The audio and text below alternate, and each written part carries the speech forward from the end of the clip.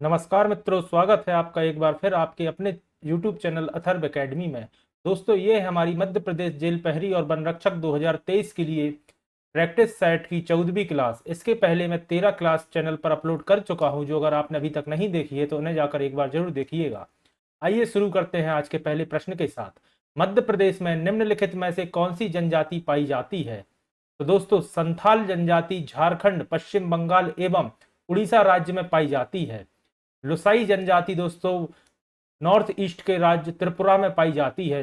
लेकिन जनजाति, मड़िया या माड़िया जनजाति, जो कि मुख्य रूप से महाराष्ट्र में पाई जाती है, लेकिन मध्य प्रदेश में भी कुछ क्षेत्रों पर मड़िया जनजाति निवास करती है। अगला प्रश्न है, मध्य प्रदेश में निम्नलिखित में से किस उपज को सर्वाधिक उत्पादन के लिए जाना जाता है? तो दोस्तों, काफी सरल प्रश्न है और जैसा कि आप सभी जानते होंगे, मध्य प्रदेश को सोया स्टेट के नाम से जाना जाता है, जहां सोयाबीन का सर्वाधिक उत्पादन होता है। अगर बात की जाए मूंगफली की, तो याद रखिएगा मूंगफली का सर्वाधिक उत्पादन गुजरात राज्य में होता है। अगला प्रश्न है, बीडी सावरकर ने वर्ष 1904 में अभिनव भारत की स्थापना की थी, वह क्या है? दोस्तों, बीडी सावरकर, जिनका पूरा नाम है विनायक दामोदर सावरकर, जो कि एक हिंदूवादी नेता रहे हैं, और इन्होंने अभिनव भारत नाम से एक क्रांतिकारी संघ के रूप में इसकी स्थापना की थी। तो ऑप्शन नंबर बी इसका सही जवाब है। अगला प्रश्न है, गांधी जी ने भाग लिया था तीनों गोलमेज सम्मेलन में, केवल दूसरे गोलमेज सम्मेलन में, दूसरे और तीसरे गोलमेज सम्मेलन में, या तीनों सम्मेलनों में से किसी में नहीं? तो याद रखिएगा, गांधी जी ने केवल दूसरे गोलमेज सम्मेलन में हिस्सा लिया था। और याद रखिएगा, यह 7 सितंबर वर्ष 1931 में इंग्लैंड के लंदन में शुरू हुआ था। याद रखिएगा, 7 सितंबर से यह दिसंबर 1931 तक चला था। अगर बात की जाए तीनों गोलमेज सम्मेलन की, तो इसमें दोस्तों डॉक्टर भीमराव अंबेडकर ने हिस्सा लिया था तीनों गोलमेज सम्मेलन में। तो यह प्रश्न भी आता है कि किसने तीनों गोलमेज सम्मेलन में हिस्सा लिया था? तो याद रखिएगा, डॉक्टर भीमराव अंबेडकर ने। अगला प्रश्न है, मद्रास में भारतीय कांग्रेस के तीसरे अधिवेशन की अध्यक्षता किसने की थी? तो दोस्तों, यह अध्यक्षता बहरुद्दीन तैयब जी ने की थी, याद रखिएगा। अगला प्रश्न है, मौलिक कर्तव्यों का समुच्च सदा एक अंग होता है, तो किसका होता है? तो दोस्तों, यह होता है समाजवादी संविधान का, याद रखिएगा। अगला प्रश्न है, पारिवारिक जीवन बिताने का अधिकार क्या है? तो दोस्तों, यह एक नागरिक अधिकार होता है, याद रखिएगा। ऑप्शन नंबर सी इसका सही जवाब है। अगला प्रश्न है, जल प्रपात के अध स्तर पर जल का तापमान ऊपर की अपेक्षा अधिक होने का क्या कारण होता है? तो दोस्तों, इसका कारण होता है गिर रहे जल की गतिज ऊर्जा ऊष्मा में बदल जाती है। ऑप्शन नंबर सी इसका सही जवाब होगा। अगला प्रश्न है, एक द्रव्य बूंद की प्रवृत्ति गोलाकार लेने की होती है, इसका क्या कारण होता है? तो दोस्तों, इसका कारण होता है पृष्ठ तनाव, यानी कि सरफेस टेंशन। यह प्रश्न इस तरह से ही पूछा जाता है कि पानी की बूंद गोल किस वजह से हो जाती है, या बरसात के पानी की बूंद गोल किस वजह से हो जाती है? दोस्तों, यह पृष्ठ तनाव के कारण यानी सरफेस टेंशन के कारण हो जाती है। अगला प्रश्न है, रेशेदार अस्थि जोड़ कहां पाए जाते हैं? तो दोस्तों, यह कपाल में पाए जाते हैं, याद रखिएगा। ऑप्शन नंबर सी इसका सही जवाब है। अगला प्रश्न है, एक वयस्क पुरुष के लिए सामान्य हीमोग्लोबिन की मात्रा प्रति 100 ml रक्त में कितनी होती है? तो दोस्तों, यह सामान्य व्यक्ति में होती है 14.5 ग्राम, याद रखिएगा। काफी महत्वपूर्ण प्रश्न है। अगला प्रश्न है, RH कारक ने अपना यह नाम किस जानवर से लिया है? तो दोस्तों, यह बंदर से लिया गया नाम है RH कारक का, और रीसस नामक बंदर से लिया है, यह भी याद रखिएगा, रीसस। अगला प्रश्न है, निम्न में से कौन, यहां थोड़ी सी मिसप्रिंट है दोस्तों, अंडज स्तनी है? इसका सही जवाब होगा ऑप्शन नंबर बी, मोनोस्ट्रीम या मोनोट्रीम, एक अंडज स्तनी होता है। अगला प्रश्न है, संसार में सबसे तेज बढ़ने वाला पौधा कौन सा है? तो दोस्तों, बांस का पौधा, ऑप्शन नंबर ए इसका सही जवाब होगा। संसार में सबसे तेज बढ़ने वाला पौधा होता है। अगला प्रश्न है, कुरिंजी पुष्प के 12 वर्ष में एक बार खिलने का क्या कारण होता है? तो इसका कारण होता है दोस्तों प्रकाश अवधि। ऑप्शन नंबर ए इसका सही जवाब है। अगला प्रश्न है, निम्नलिखित में से कौन सा स्थान कॉपर खनन से संबंधित है? तो दोस्तों, इसका सही जवाब होगा खेतड़ी। खेतड़ी जो कि दोस्तों राजस्थान में स्थित है, याद रखिएगा। और कोलार का अगर आपने नाम सुना हो तो कोलार दोस्तों याद रखिएगा कर्नाटक राज्य में स्थित है। और कोलार अपनी गोल्ड माइन, सोने की खदानों के लिए विश्व प्रसिद्ध है। अगर आपने केजीएफ मूवी देखी है तो उसमें इसी कोलार माइन के बारे में बताया गया है। याद रखिएगा Khetri copper mine, Kolar gold mine. Khetri Rajasthan में है, कोलार कर्नाटक में है। अगला प्रश्न है, पहली भारतीय महिला फू डोरजी निम्न में से किस चोटी पर बिना ऑक्सीजन के चढ़ी थी? तो दोस्तों यह प्रश्न इस तरह से भी पूछा जा सकता है कि उस महिला का नाम बताइए, भारतीय महिला जो बिना ऑक्सीजन सिलेंडर के माउंट एवरेस्ट पर चढ़ी थी। ऑप्शन नंबर डी इसका सही जवाब होगा। तो फू डोरजी इनका नाम है और यह माउंट एवरेस्ट पर बिना ऑक्सीजन सिलेंडर के चढ़ी थी। माउंट एवरेस्ट की दोस्तों हाइट है 8849 मीटर, 8849 मीटर।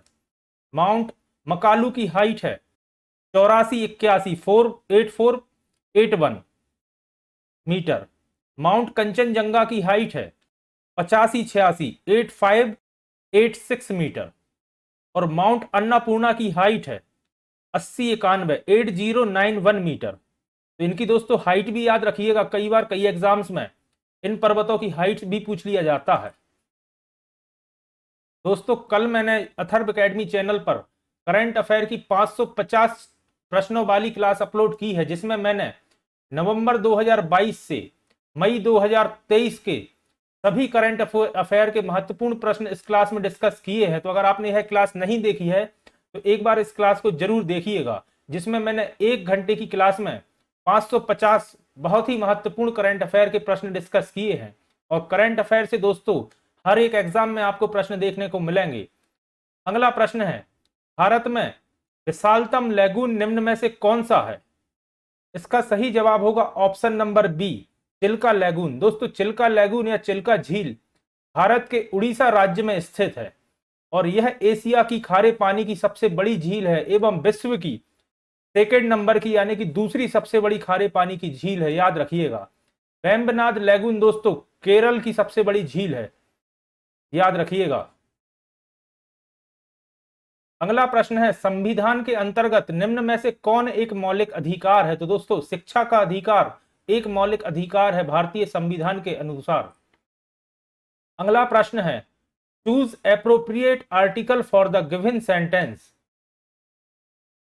सेंटेंस दिया है, she went to market purchased dash few groceries and dash kilogram of apples and then went home. तो दोस्तों ऑप्शन नंबर ए इसका सही जवाब होगा। She went to market purchased a few groceries and a kilogram of apples and then went to home. दोस्तों the article का उपयोग जहां निश्चित व्यक्ति या वस्तु के बारे में बात की जा रही हो वहां द का उपयोग किया जाता है, याद रखिएगा। अगला सेंटेंस दिया है, dash mother has gone to dash nearby supermarket to get dash packet of market. तो दोस्तों पहले वाले में तो आर्टिकल नहीं आएगा क्योंकि मदर या फादर के साथ शुरुआत में कोई आर्टिकल का उपयोग नहीं किया जाता है। तो ऑप्शन में सिर्फ ऑप्शन नंबर बी ऐसा दिया है जहां पहला है नो आर्टिकल, फिर आएगा द और फिर आएगा A. Mother has gone the nearby supermarket to get a packet of milk. Option number B इसका सही जवाब होगा। अगला प्रश्न है, choose the grammatically correct sentence out of the given options. Option है, which is the more beautiful of the two sisters. Which is more beautiful of the two sisters. Who is more beautiful of the two sisters. Who is the most beautiful of the two sisters. तो दोस्तों option number A इसका सही जवाब होगा। दा के बाद दोस्तों यहां पर कंपैरेटिव डिग्री दी गई है plus of the two plus plural noun दिया गया है, तो ऑप्शन नंबर ए इसका सही जवाब होगा। अगला प्रश्न है, choose the right option out of the 4 option.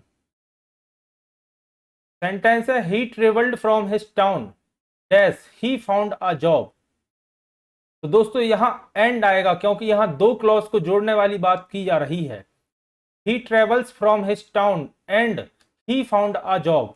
दोस्तों जहां पर 2 क्लॉज, 2 फ्रेज या 2 वर्ड को जोड़ने वाली बात होती है तो उसे कंजक्शन कहते हैं। और कम्युलेटिव कंजक्शन एक कथन को दूसरे कथन या स्टेटमेंट से जोड़ने वाले शब्द को कहा जाता है, जैसे कि and, as well as, etc. तो यहां पर दोस्तों एंड का उपयोग होगा।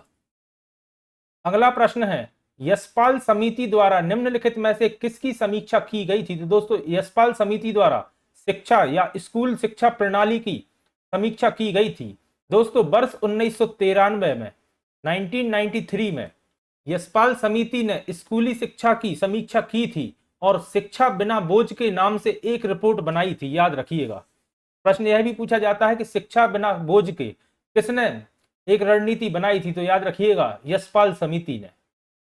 अगला प्रश्न है, सांप्रदायिक सद्भाव के लिए राष्ट्रीय प्रतिष्ठान या प्रशासनिक निरीक्षण किसके द्वारा किया जाता है? तो दोस्तों यह स्टेट होम डिपार्टमेंट यानी कि गृह मंत्रालय द्वारा किया जाता है, याद रखिएगा। सॉरी, स्टेट नहीं, सेंट्रल होम डिपार्टमेंट, केंद्रीय गृह मंत्रालय द्वारा किया जाता है, याद रखिएगा।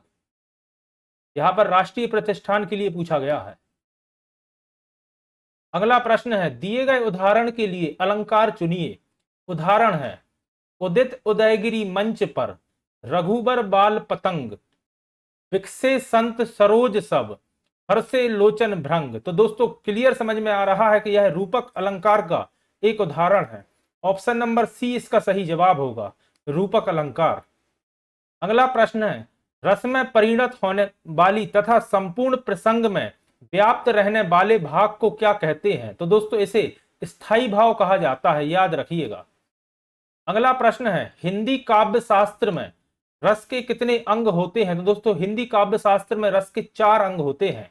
ऑप्शन नंबर बी इसका सही जवाब होगा। अगला प्रश्न है, भरत मुनि के अनुसार स्थायी भावों की संख्या कितनी होती है? तो दोस्तों भरत मुनि के अनुसार स्थायी भावों की संख्या 8 होती है।